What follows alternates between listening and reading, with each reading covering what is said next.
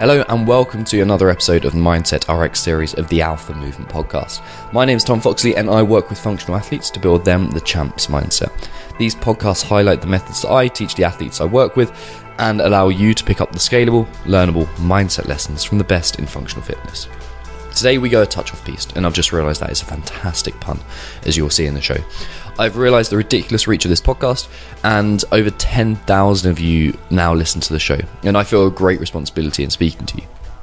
So to focus exclusively on fitness is probably a missed opportunity from my behalf, especially as so many of you have reached out to me and told me about the principles you've learned from these shows and how they've influenced not only your training and your health and your fitness, but your wider life as well, such as careers and relationships. So in short, I'd like to also expand what you consider your possibilities. In light of this, very, very, very occasionally, I'm going to bring you a podcast from a guest who is somewhat left field.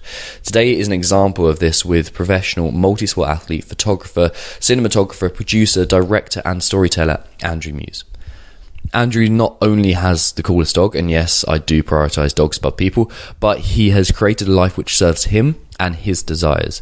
So by telling you about Andrew's story and his work, I hope this can open the door of possibility for you and show you what lies beyond.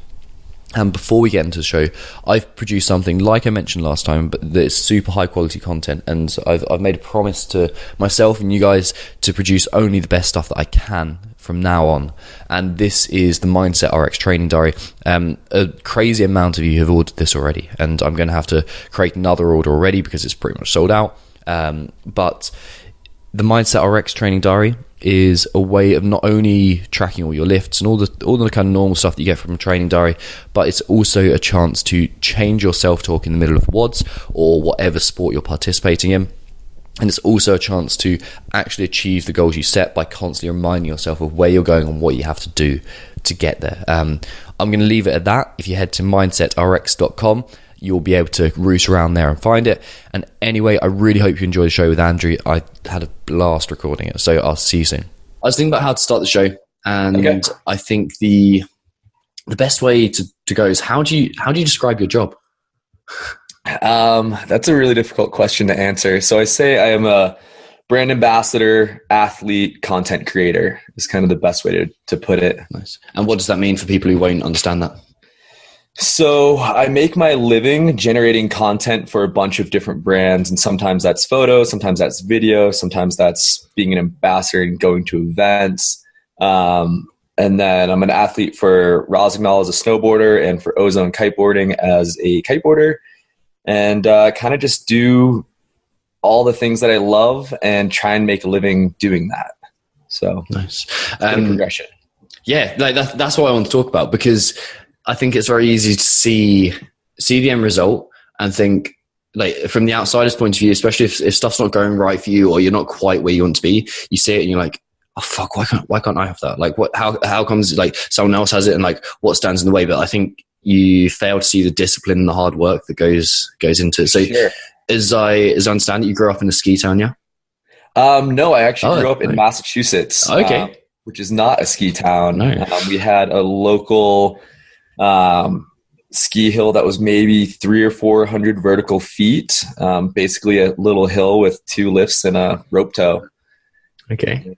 Yeah. And then how did the world of mountains and like what was the first interest? Was mountains the first interest, or did you go? Yeah. I mean, as a kid, I spent most of my time in the woods building forts, climbing on rocks, hiking things, just enjoyed being in the woods. And I always thought that, the mountains were really cool, and I had an after-school program. About 5th grade, I got into skiing and then transitioned to snowboarding, and it just was something that always drove me, and I really wanted to ski some bigger mountains and move out west someday. So grew up in Massachusetts and had never been farther west than New York until I applied everywhere I could out west for a ski patrol position in hopes to pursue a professional snowboard career or a heli ski guide career, and eventually got hired at Park City at the Canyons Resort in Park City, Utah, and I've been here for 10 years now. Okay. And where did the direction come? Like, was it that, like, this is like, because where's the gap in between the two? Where's the process there? Yeah, so I kind of grew up in a situation where I didn't know very many happy adults. My dad ate, my mom, did the best for my sister and I, but had some of her own issues. And I just knew I wanted to be happy. Like, I didn't have any money to go to college. I didn't know what I wanted to go for. I definitely wasn't a student. I'd rather be outside running around, climbing on things, from skateboarding to snowboarding to just being a kid. It just was what kind of drove me out west. And I wanted to see if I could make that lifestyle work. And, I was 18 years old. I didn't know anybody and was just like, I'm going for it. If I'm going to be here, I'm going to live the best life I possibly can. Nice. That's an awesome drive. Did you have was that the long-term goal then, or was that like something to do for the meantime to establish where you were? So the dream was to be a professional snowboarder. That I thought that was the coolest thing ever. Long-term goal was just to be happy, to do whatever it took.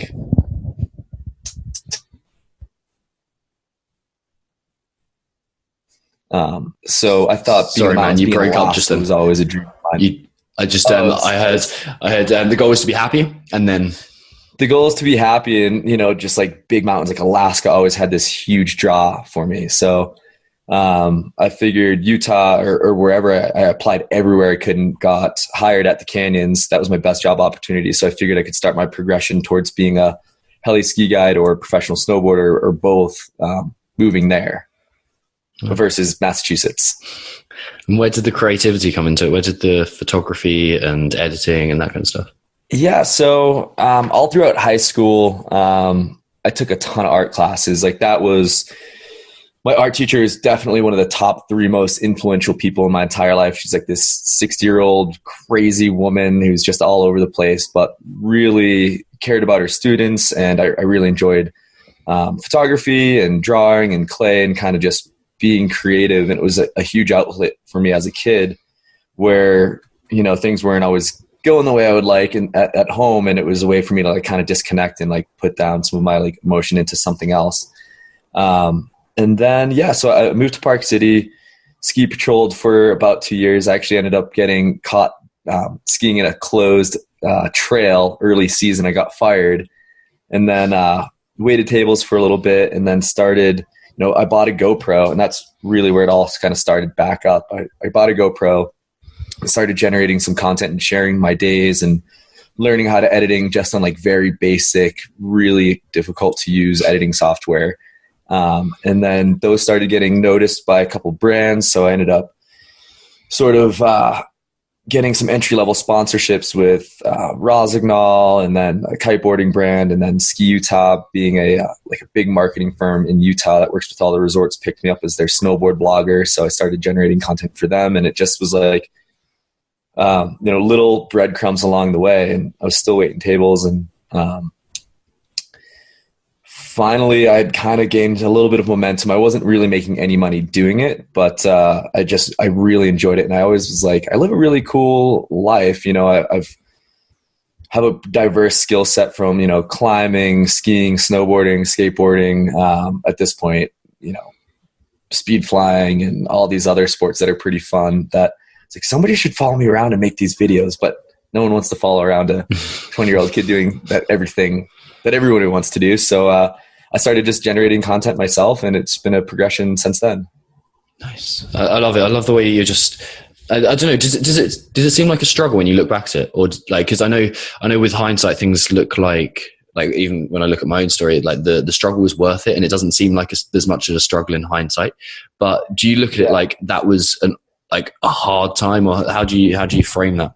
Yeah, I mean, I definitely spent a lot of time saying, what the hell am I doing? Like, this is never going to work.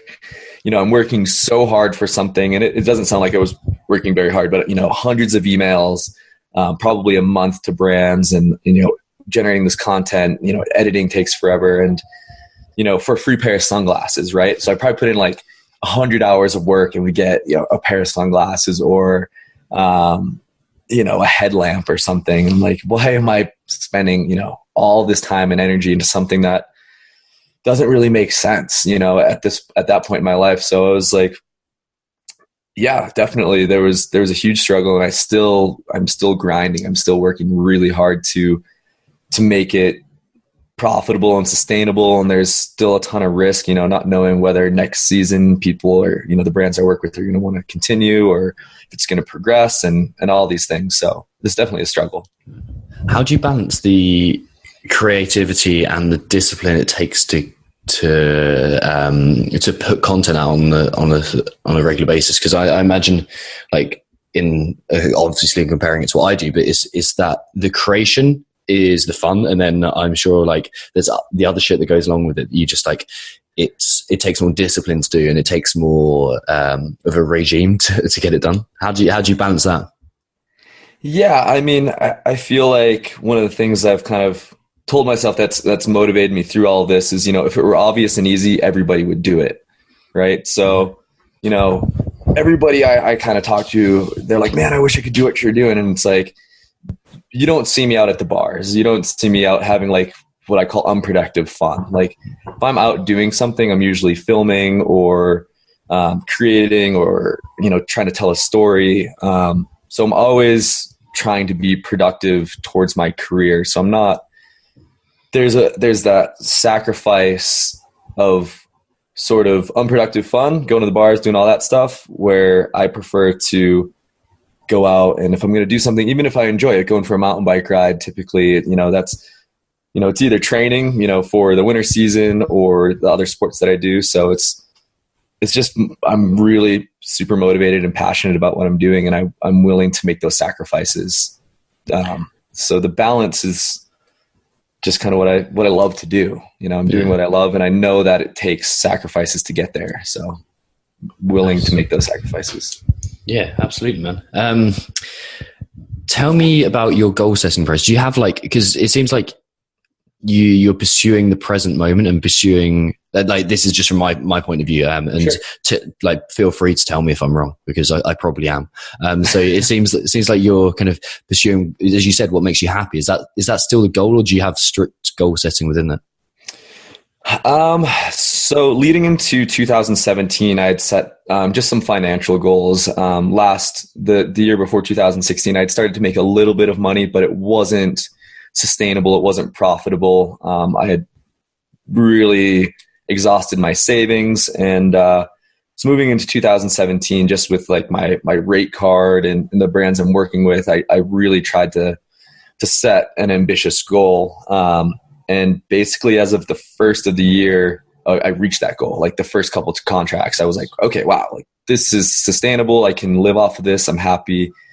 So then I doubled that goal.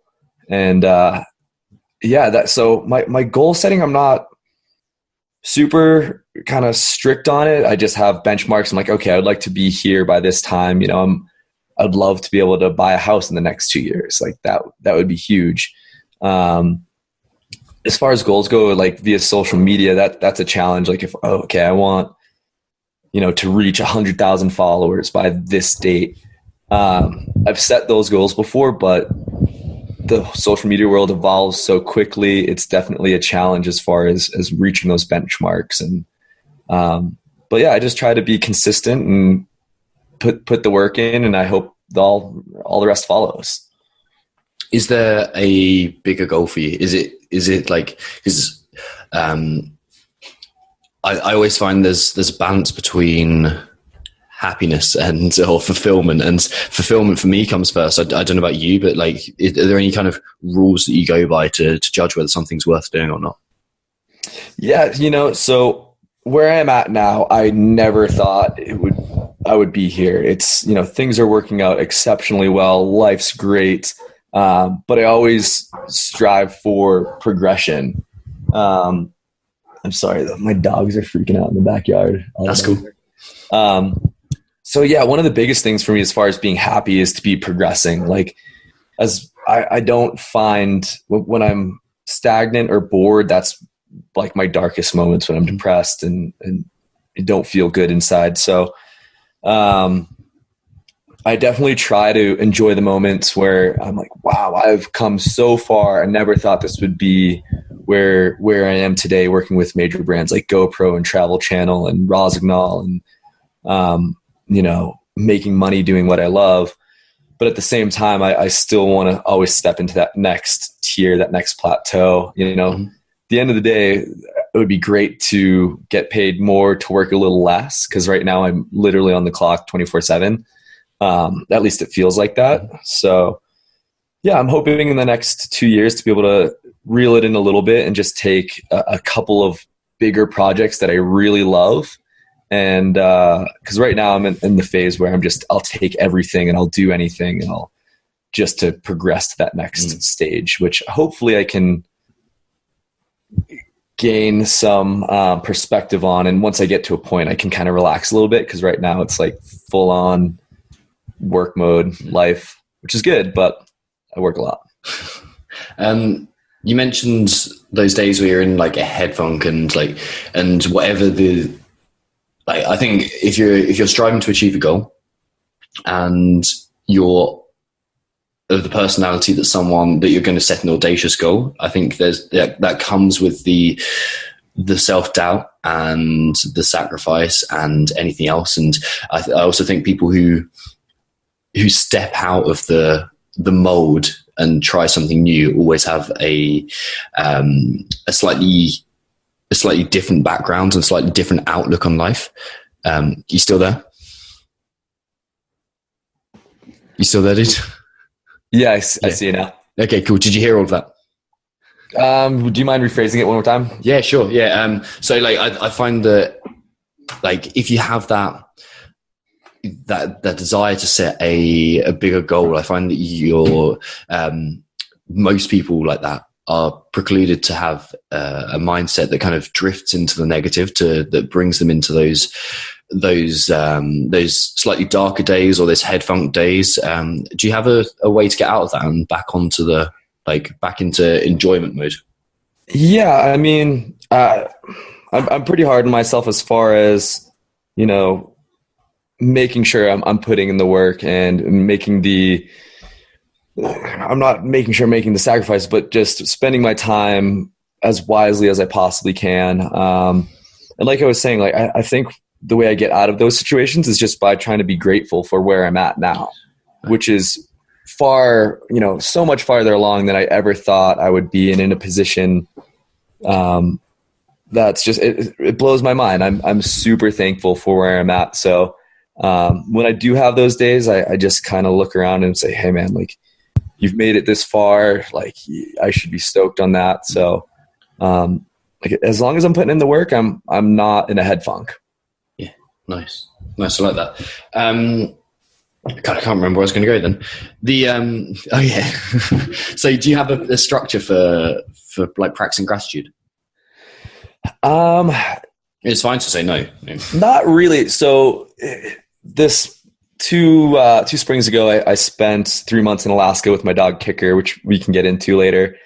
But I ended up making this really close friend and spending some time at his property where he has this cabin and his parents kind of live on the same property. And his family is pretty religious in my eyes. I was raised very non-religious. They say they're spiritual, but it's pretty Bible heavy kind of stuff. And every night for dinner, they would say grace. And it was just what they were thankful for, kind of just wishing some good in the world. And I've started practicing that now. So if I make a nice dinner, if I have somebody over, we kind of take turns saying grace, which is essentially, what are you thankful for? And what are you kind of thankful for? Your health, your family's health, my job, my dog, whatever. So just kind of saying grace at dinner.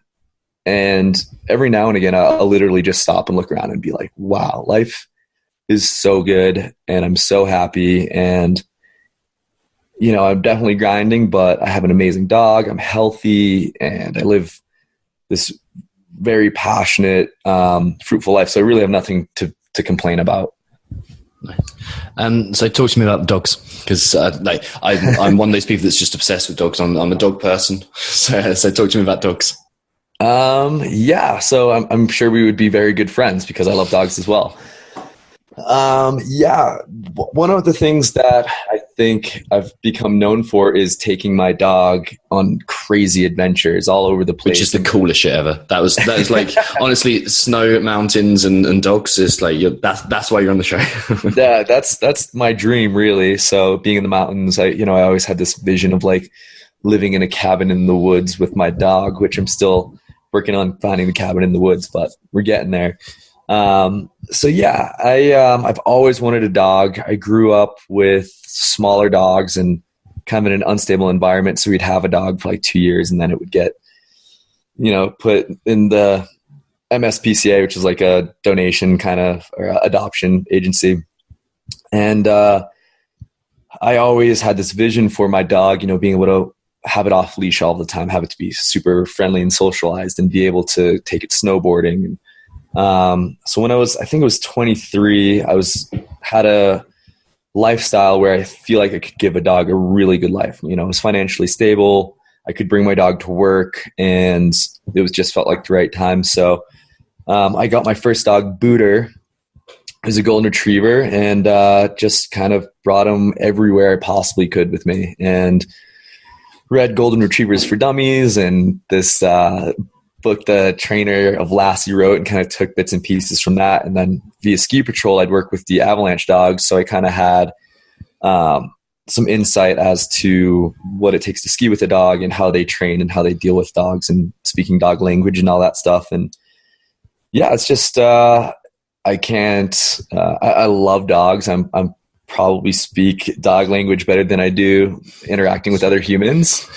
So, that's all part of it. I just, I love my dogs and I love being around them. And, Booter was, one of them, like my soulmate. Like I could literally like snap and point and he could down climb something or like jump to my chest or get on my shoulders and I could climb down a ladder or up a ladder or rappel off of something with him. And it was just, a really special relationship. Yeah. What does that teach you? Investing yourself into another being, like how'd that teach you? Yeah. It definitely taught me that I could love something more than I can love myself, which is kind of maybe a selfish thing to say.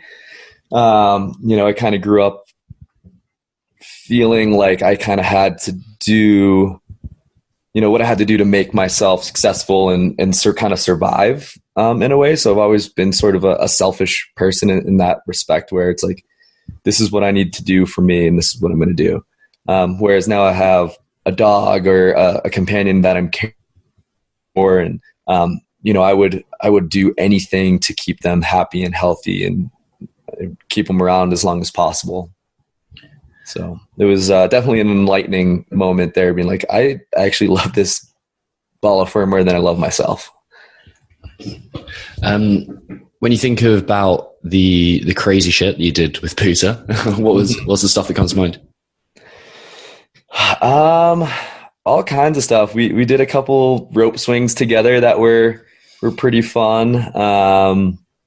We did everything together. So skiing, mountain biking, hiking, climbing, rappelling off of arches, doing all kinds of stuff. And he was just kind of down for it all. Like there was never too much hesitation. It was always like, okay, like this is what we're doing. And I think the biggest thing is keeping him like happy and safe and never compromising, those things, making sure that he never gets hurt. And then they just end up trusting you. And yeah, I don't know what the craziest thing we did was. Season 1 of the Tiny Home Adventures, a pretty good comprehensive like overview of all of the things that we were doing together and kind of the travels and stuff. What's the process of getting a dog to trust you to do that kind of stuff? Safely introducing them into things with confidence. So, skiing, the first time I took him skiing or even hiking, he'd hike for a while. I'd get tired. I'd throw him in my pack or in like a pouch or in my jacket and just make sure he's happy and having a good time. And if he's tired, he gets to rest. And if he's cold, I warm him up not overstepping sort of my skill set. Like if we went and did something, I was absolutely 100% sure I could get him in and out of it safely. There was never a time where I was like, ooh, this is pretty sketchy. I don't know, so, I had a booter for 5 years, and I don't think I heard him yelp once. I mean, maybe I stepped on his tail, but in any adventure, anything we did, there was never a moment where I think he felt unsafe. Yeah. Maybe he was kind of like, what the hell are you doing? What are we doing? But it was never like, he was never like shaking and scared and, concerned. Yeah, just going, it's fucking snow everywhere again. Why are we up here? We just go up and down. Yeah. So I can't not ask, and I think it's useful to people to know, what happened to Buddha? So I'll dive into the whole tiny home adventure progression here, and we'll end with that, I suppose. So living in Park City, waiting tables, living in this beautiful house that I'm renting in the master bedroom with my girlfriend who's on the U.S. snowboard team, and kind of her career was winding down and she was going to move back east. So I had been working to save as much money as I could to buy this a truck camper and then take 6 months and travel.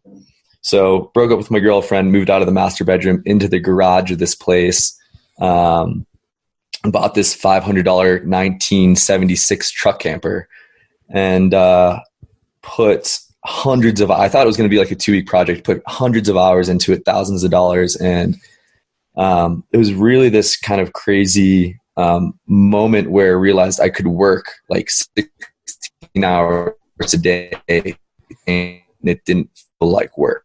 Waiting tables or construction or any of the other things I did in the past felt like work. I was tired, lethargic, not passionate about it. Then I got this truck camper and I'd wake up at 6 a.m. and chow breakfast basically in the camper and work my butt off all day and every day. So I had been working this hard for this 6-month road trip that I was going to do, and I was going to produce 12 episodes. So reached out to a few brands, had a couple entry-level sponsors, nothing major, nothing sustainable, but help offset some costs and gave me a little bit of credibility. So we set off and spent 6 months traveling around, snowboarding, climbing, crazy huge rope swings, kayaking, surfing, kiteboarding, all these things, and had this amazing 6 months and produced 12 episodes of this series that I'm super proud of on a 2-week time frame. So that was filming and editing and releasing each episode in 2 weeks, which is a huge amount of work, especially if you go through and watch the season. It's we did so many things, and that the content's there, and it was definitely a progression from the first episode to the last as far as production value and editing quality. So we finished off this crazy adventure. The final episode, we set up this massive rope swing in Moab, like 400-foot rope swing with like 100 feet of free fall, which I did not take kicker on because he did not need a booter on that, which is just not a dog friendly thing. He was there with us hanging out, but I didn't swing him on it. But this absolutely insane rope swing, the craziest thing I've ever done in my life. And we had just done 6 months of all kinds of crazy stuff with no incident. And Moab is about 4 hours south of where I live in Park City. My younger sister had just gotten married, kind of spur of the moment in California with her longtime college boyfriend. And so all the families kind of ran to Santa Barbara really quickly. Hung out for a few days, and I wanted to get back to Park City as quickly as I could to put the most time behind the final episode. And so hung out with the family, left early in the morning, truck camper, cruising, and I'm probably about 3 hours from home. It's like 9 or 10 at night. I've been driving since 6 in the morning, and I fell asleep behind the wheel and rear-ended an 18-wheeler. Just overtired. My whole plan, I was getting tired. I knew I was tired. I was like, okay, if I can drive another hour, that puts me 2 hours from home. I can have the whole next 3 days to bust this edit out and make it something amazing. And sort of that overambitious drive got the best of me. And that's something I've been trying to balance since. But so I ended up rear-ending this 18-wheeler and completely totaling my truck, completely totaling the truck camper. And the worst thing was, I could have let all that stuff, lit it on fire and walked away with a smile on my face if I could have kept booter. But unfortunately, he died in the accident. I did everything I could to, I got him out of the van or the truck and demanded that once the ambulance showed up that they help him. Like, I was fine, and tried to call an emergency vet, did everything I could, but he ended up passing away in my lap on the side of the road. It's like the biggest mistake of my entire life. Yeah, I'm so sorry to hear that. There's something about a bond between human and dogs that is it's just, it fucking tears you up. It really does. Yeah, I would have done absolutely anything to have him still here with me. And yeah, it was one of the hardest moments of my life, and one of my biggest regrets was not pulling over sooner. Life would be much different if I had just listened to my gut instinct and gone to bed, opposed to just like trying to push it. And, I think, I don't know, it was just over ambition and drive, and not, kind of self-care was what got the best of me. And that's a big part of sort of what I'm struggling with now, is like working this hard, and I could sit in front of the computer for 16 hours a day. I'd feel miserable about it, but I could do it and work that hard. But, I think practicing, like now I go to the gym and I take like scheduled walks, and I make sure to eat lunch, and I, take Kicker on adventures. But, it's been a progression, and it was a huge learning opportunity for me. And I think that's the only way to look at these tragic things that happen to everybody, is to take a step back and, feel the emotions and go through the grieving process, but then also look at it and say, hey, like, what can I do moving forward to never let something like that happen again, or like learn as much as possible from an event like that. Yeah, of course. What have you changed since then? I definitely never drive tired. I don't like driving at night anymore. I don't mess around on my phone ever while I'm driving. And I just try and be mindful and conscious of those things. If I'm tired, I'm going to pull over and sleep. It's not the end of the world if I release something a day later, or, I'm never in a rush. That's another thing. I'm always, if you're on time, you're late, so I show up everywhere early. I'm never in a rush. I'm just always, if I am going to be late, it was hopefully circumstances out of my control. But even if it is something that I misinterpreted the drive, it's not the end of the world. I'm not in a rush. I'd rather get there safely. And yeah, so. Yeah, I really gone. And then just to take the time for yourself to be healthy. So like every morning I go to the gym. So if I'm just going to sit in front of my computer all day, like, one, I'm way more effective and productive if I've gotten some energy, if I've gotten moving. So yeah, just kind of a lot of things, and a perspective on death and life and how things happen. And, it was, having a dog, you always fear that, you fear for their safety and their health and all these things, and they can't talk to you. So when they're under the weather, you kind of freak out. You're like, oh my gosh, like I hope nothing's bad is going to happen. And, I'd never had a loss of that magnitude before. So I don't know. I learned a lot about life and death, and yeah. I like the way you've taken that to see the lessons, like seeing particularly the lack of rush, which I think is not only has a very practical side to it, but just an ease of life way. Like you just, like, as you said, if you're on time, you're late, and you just feel that constant pressure. But just having the 5 minutes, the 10 minutes here is super important. Yeah.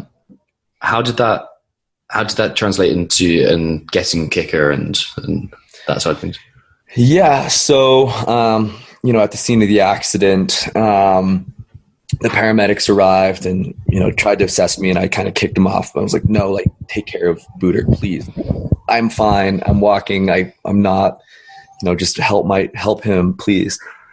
And he passed away, and I was sobbing my guts out, and they're trying to like make small talk with me. Like, oh, hey, like, I see you're a climber. Like my life was literally exploded on the road 100 yards long, and there was some climbing gear on the ground. They're like, oh, I used to climb back in the day. And I was like, leave me alone. Like, I just want to die. Like, I don't want anything to do with this small talk conversation. Just let me like sob my guts out, and, And one of the firefighters showed up, and just kind of quietly came over and like threw his arm around me. He's like, "Hey man, I'm so sorry. Like, I get it. I have 6 dogs at home. I know what you're going through and I'm so sorry." And he just like totally helped me through the whole process. You know, I had to deal with the cops and I had to fill out paperwork and, you know, get assessed by the paramedics and all this stuff. And he was just like by my side where I didn't connect with anybody else at the scene of the accident. He kind of like, he got it. He knew where I was coming from. So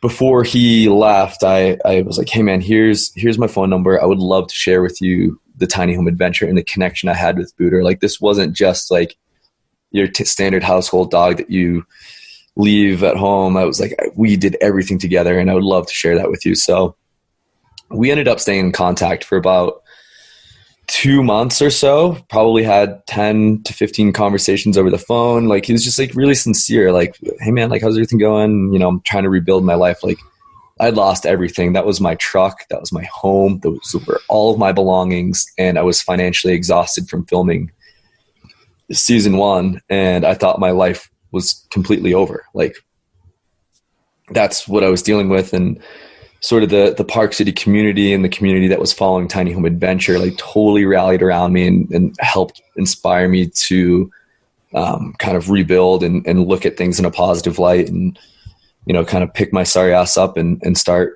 moving forward again. But leading into Kicker, one day Paul, the firefighter, calls me up.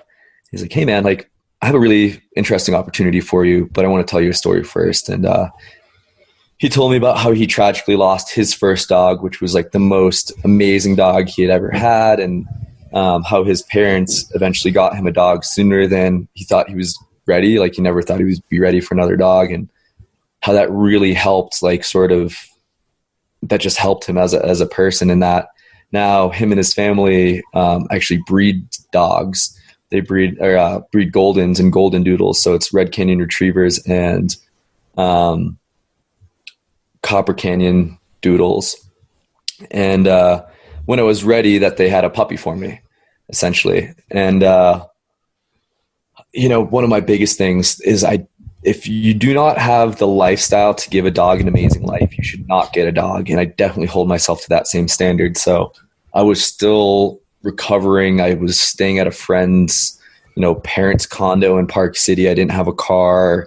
I didn't know if season 2 was going to work, or if, you know, that seemed like totally out of the picture. And eventually sponsors reached out. They're like, "Hey, we'd love to support you and help you get back on your feet."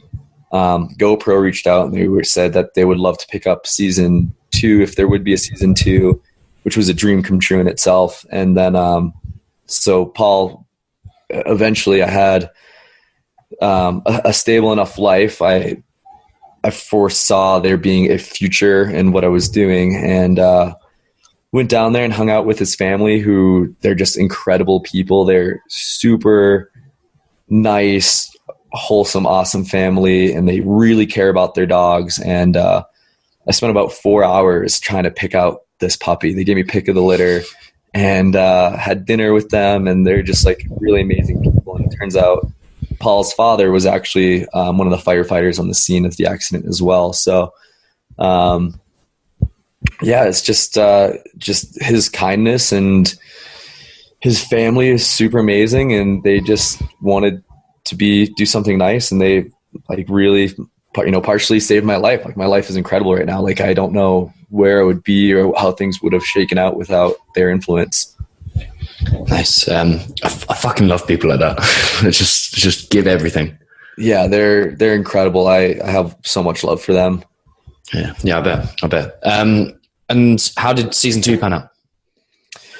So, picked out Kicker, and then a few months later, or a few weeks later, picked him up when he was 9 weeks old. And like I said, the brands I was working with, I had a job opportunity. So when I was in Santa Barbara at my sister's wedding, I had applied to be the video coordinator for the U.S.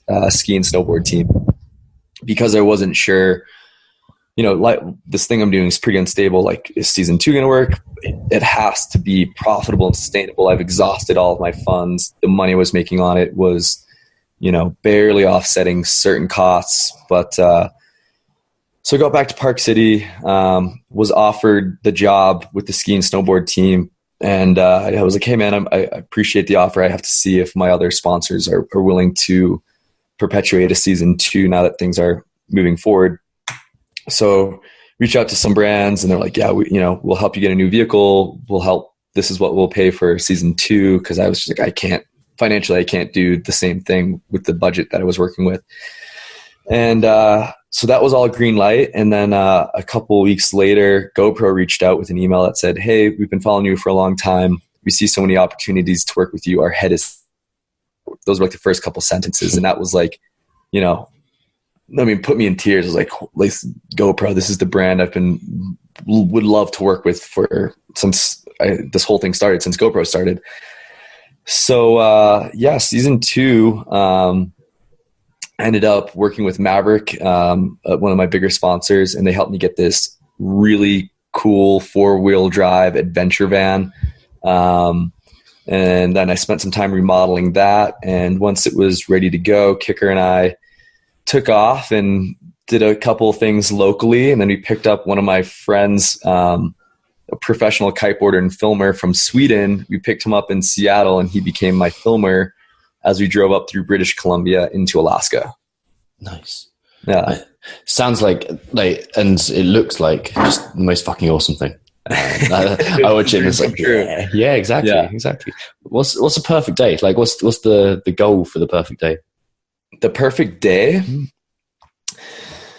Oh, I don't know. There's a lot of them. There's a lot of different perfect days out there. So probably the perfect day would be, waking up before sunrise, getting out on an early morning tour, so like backcountry snowboard mission with Kicker, and just like perfect bluebird, 1.5 to 2 feet of snow.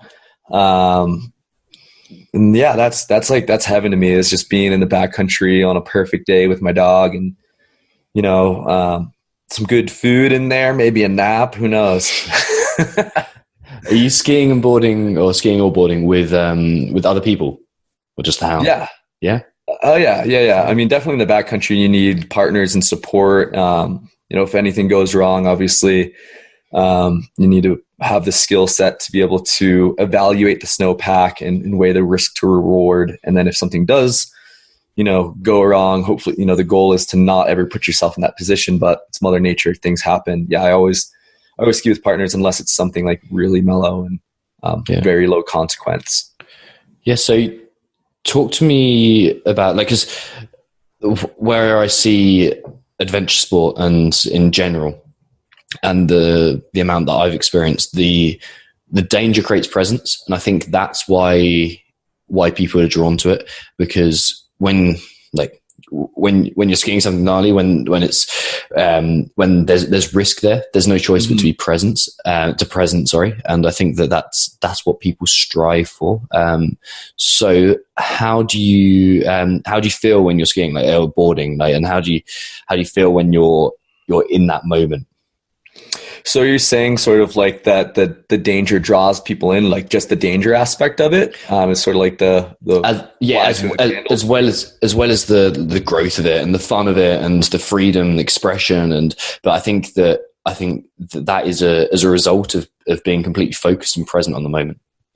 Sure. I mean, so we're dealing with the snowpack here in Utah and worldwide. You have different layers of snow and different sort of setups where you'll have weak layers, and the avalanche danger can be all the way up to extreme, which was probably some of the best skiing because the snow is super deep and really good, all the way down to really low, which it's potentially wind scoured. So you have this sort of sliding scale of risk to reward, and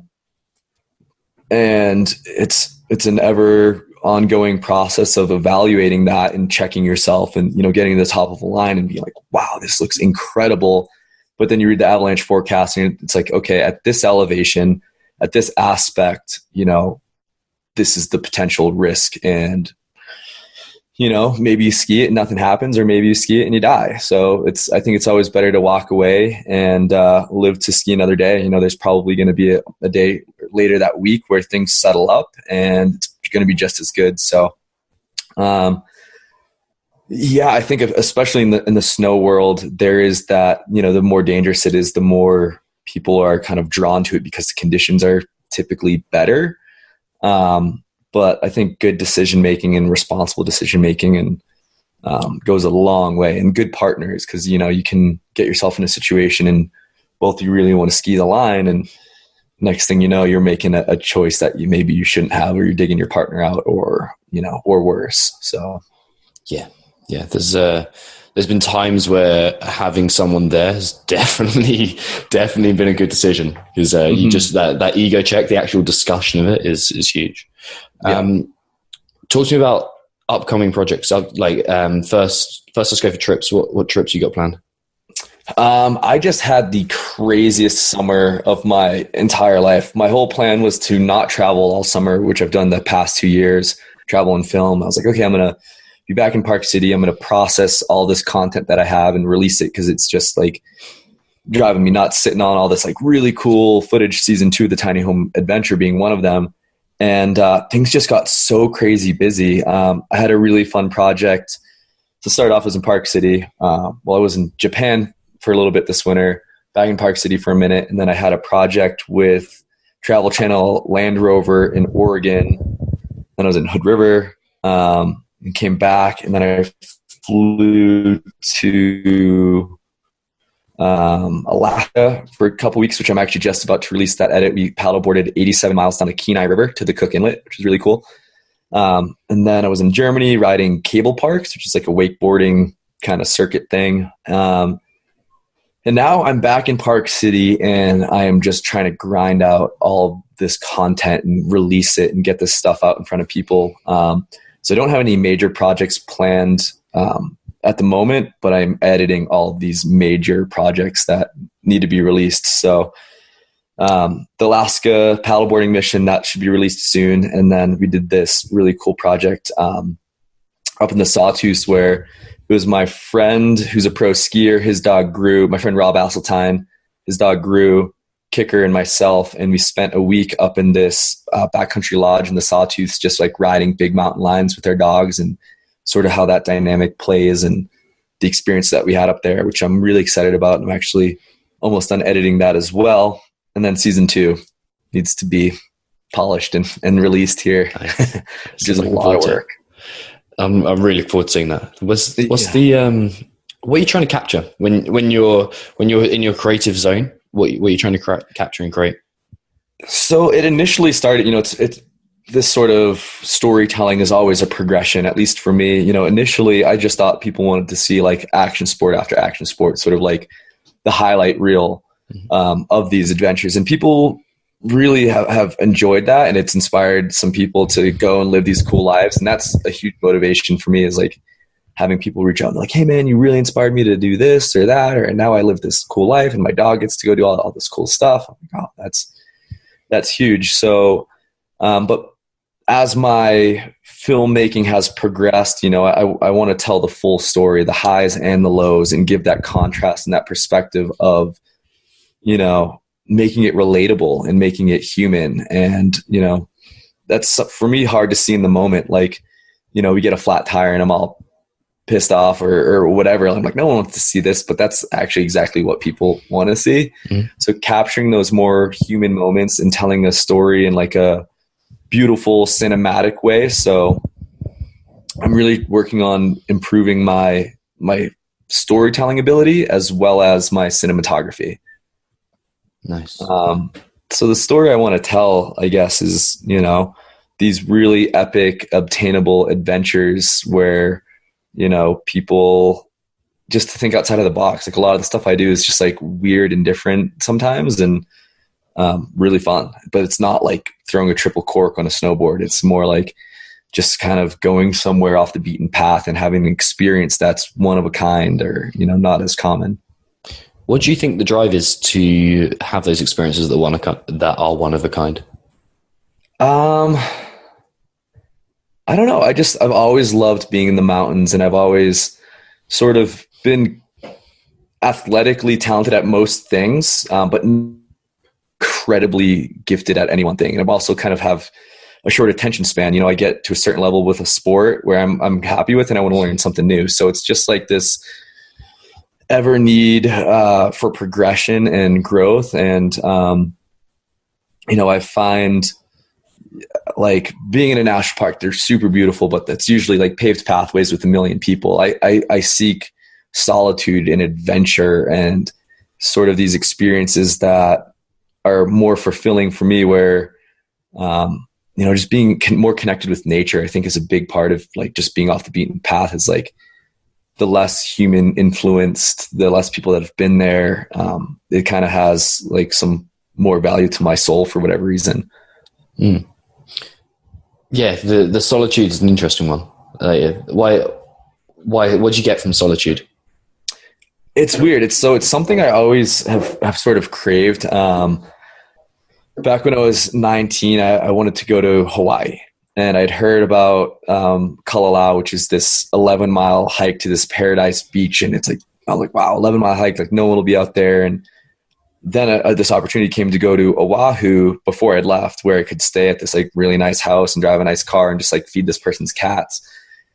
And that would have been the easier, more luxurious trip. But I was like, you know what? I still want to go to Kalalau and do some like soul searching, I guess, and figure some stuff out. And solitude is one of those things where I crave it, but then I get there and it's a lot. It's like, it's almost, it's lonely and it's stressful, but it's also a good time to think about, you know, yourself and what you have going on. And I don't know, it's just a place for me to kind of think and reset. And I think, you know, present day society is like really crazy and sort of too much for me sometimes. And that I think smaller community where your hard work plays a direct role in the person next to you. I think there's a lot of value there. And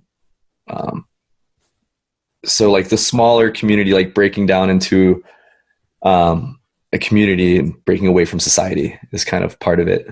Nice. I really like that. No, that's perfect, man. That's I think there's so much value to be found in that, especially like you look at essentially how you make a living, and it's getting the word out via social media and telling people, and it's this, that being connected to thousands, hundreds of thousands of people. It's like there's the response, but there's the lack of community, there's lack of feedback from people, Sure. and the lack of almost like worthwhileness. Like my social media is not the same following as yours, but like it's still like you feel like there's a connection, but a lack of connection at the same time. I think getting back to those Sure. that solitude and those small groups is important.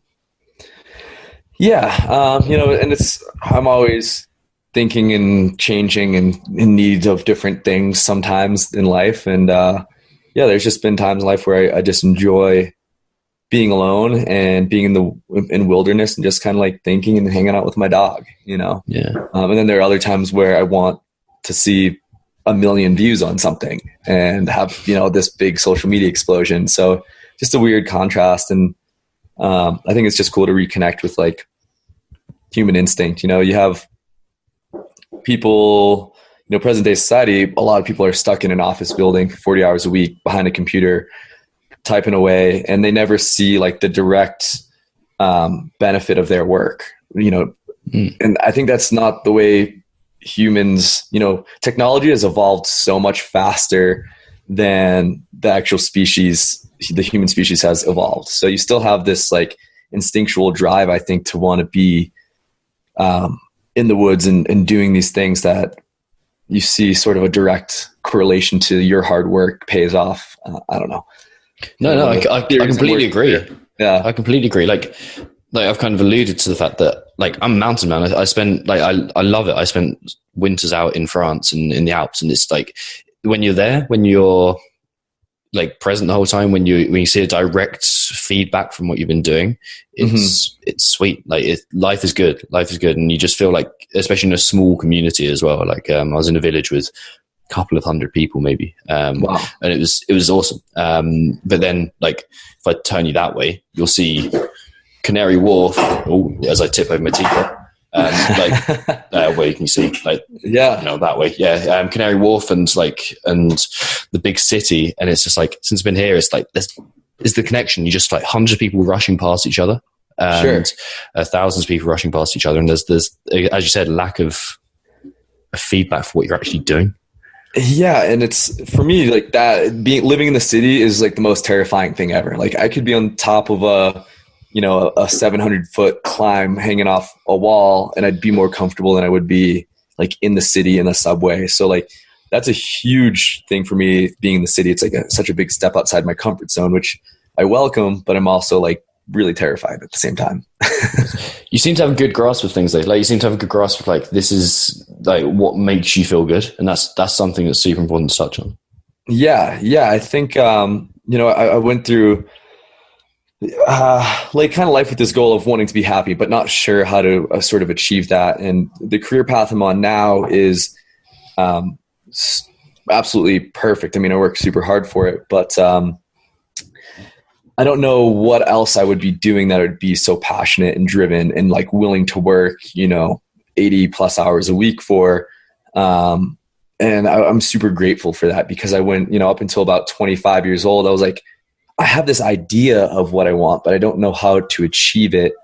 But I'm going to walk down this path that seems so obscure and so ridiculous that it could never work. But what can it hurt? I'm going to try. And, even if I get to go on this 6-month road trip with my dog, like, that was, mission complete. And then I was like, I'm going to keep pushing the snowball, keep pushing it down the hill. And finally it's reached a point where it's like, it's kind of rolling and things are good. And yeah, I never foresaw it leading to this point, and I'm super grateful and thankful for all that. I think that's a really cool message. The fact that you started walking in the direction that you felt happiest in, and you ended up, like, admittedly with trials and tribulations, not even admittedly, like, because of trials and tribulations and because of hardship, you've ended up in a place that you really know yourself, and you're making tangible progress, and you feel good about shit. It's an important point to kind of to touch on. Yeah, life's good. Kicker's super healthy, and my career is progressing in a positive way, and hopefully influencing other people's life in a positive way. And I couldn't be happier. I'm just hoping to continue to progress and to be an appreciative, happy human being that does some good in the world. Nice. I always ask about this because I'm fascinated to know, have you played around with meditation or any like mindset techniques or anything like that? I do yoga fairly frequently, and I used to do some meditation in high school, but I haven't been that diligent about it lately. I downloaded the Headspace app a while ago, and I should kind of get back on that flow. But I mean, I need to do it more. I do enjoy meditation, but I just haven't been proactive with it lately. Yeah, I honestly think adventure sport is meditation. Like it's about being present. It's that simple. Being in the mountains, staring at a campfire, that's a pretty good form of meditation for me. That's the one. You don't need it if you got that shit. Yeah. Talk to me more about where people can find a bit more about you, and it's rare that I suggest people follow an Instagram feed, and it might just be because like I'm fascinated by dogs and mountains that yours jumps out at me. But there's sure, as you said, the stories behind it, and the way you capture stories is a great place to follow, or is a great thing to experience. So where can people follow you, find out a bit more about you and stuff? Sure. Yeah. The best way to keep up with what Kicker and I are doing, and I post pretty frequently, almost daily, to Instagram. So it's Andrew__Muse on Instagram. And that's, I'll usually have a link to our most recent YouTube video. You could also find us on YouTube. Just search Andrew Muse. Should be pretty easy to find. And we're just always publishing cool, fun content. I've really gotten into photography lately. So if you like dogs and the mountains and outdoor stuff, it's probably a good place to find some fun things to look at. Yeah, it's fucking awesome. And dog photos, they're the one. Every time it's my girlfriend and I'm just, look at this. Yeah. Living the life. Cool, man. Well, thank you so much for coming on the show. I really, really appreciate your time. Tom, it was a pleasure talking to you, man. We really appreciate it. Thanks for listening to another episode of the Mindset RX series of the Alpha Movement podcast. A few things to leave you with. Number one, of course, leave a 5-star review. Please, it helps me reach more people. It helps the show grow. It helps me dedicate more time to finding cool guests and preparing interviews and that kind of stuff. So leave a 5-star review, share the show, that kind of stuff. Of course, check out the blogs. I'm writing far more than I have done in recent times at the moment. So check out the blog. There's loads going up there, especially if you're focused on improving as a functional athlete. And also check out the Mindset RX training diary at mindsetrx.com, and then you can have a route about there and find it. And I shall see you very soon for another episode of the Alpha Movement podcast.